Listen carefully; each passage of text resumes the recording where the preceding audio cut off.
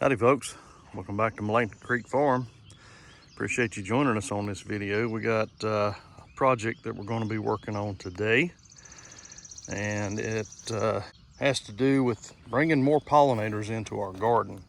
We've done a lot of companion planting last season with a lot of different flowers mixed in the beds. We're still doing that this year. We've got several planted, but the plan for this year is a little different, as we're going to be planting a pollinator mix.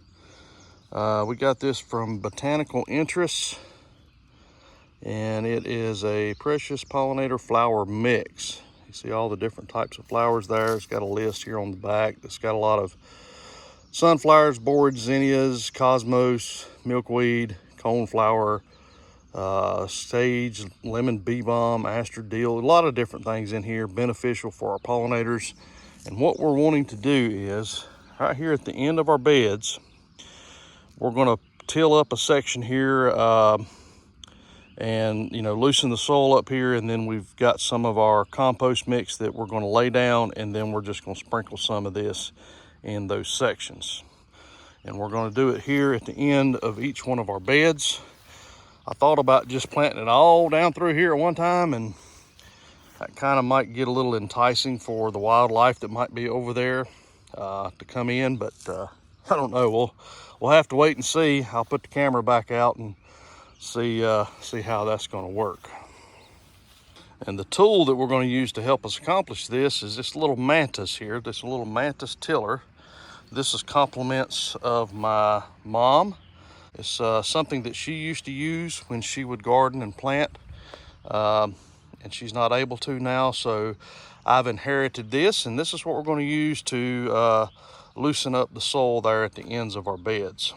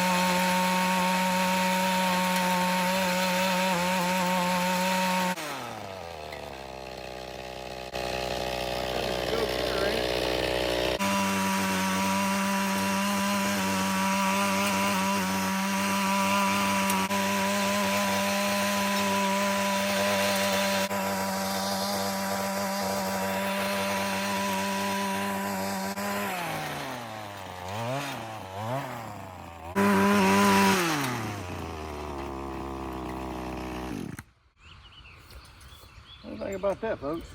Well, that thing's a go-getter. You better hang on.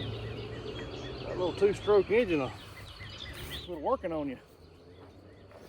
So basically all we're wanting to do is just really scratch up the surface, try to get rid of some of the grass, loosen the soil up just a little bit, and like I said, we'll come back in with some of our leaf compost and all to put down as our to put our seeds in.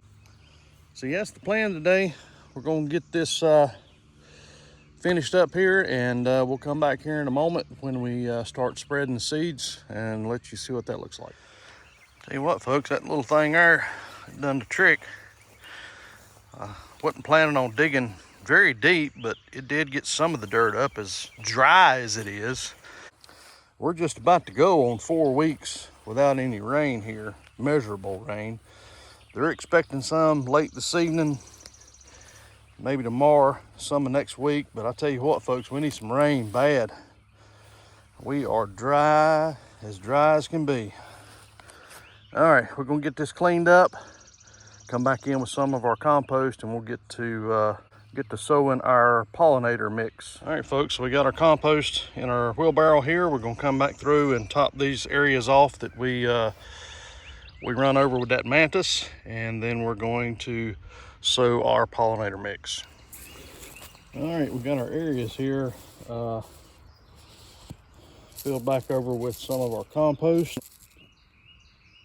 Figured this thing might have some top with some holes in it, but I guess the seeds are too big, and it's got all those marigold seeds in there, so I guess it'd be hard to get through something like that. But I kind of worry about some of the seeds not mixing real well, but well, there's a lot there, so we're just gonna go through here and just give her a shake.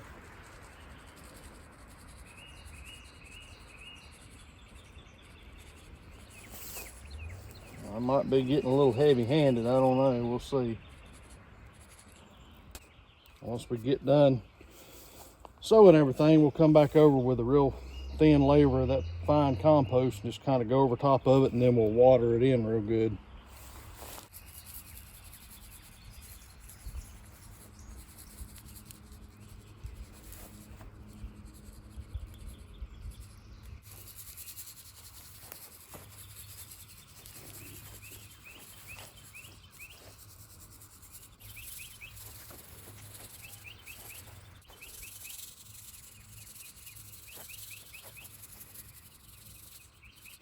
Look at these strawberries, folks. Ain't that something? They are thick in there.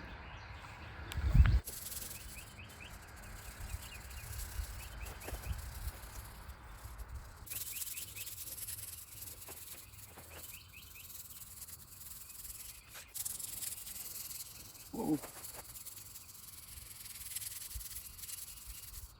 Oh, there's a little bit left in there, so I definitely got a little heavy-handed, because supposedly this is going to cover approximately 800 square feet. Well, not in my garden. We'll be interested to see how this comes up. Kind of hoping I'd have enough left to do the edges of our melon patch here, but yes, we're not going to have enough left out of that. But we do have a little, so we're going to probably sow it down along this edge over here. I got some of that wood chip that has already started breaking down, and I mixed it in here with my compost just to kind of give it a little bit of mulching effect.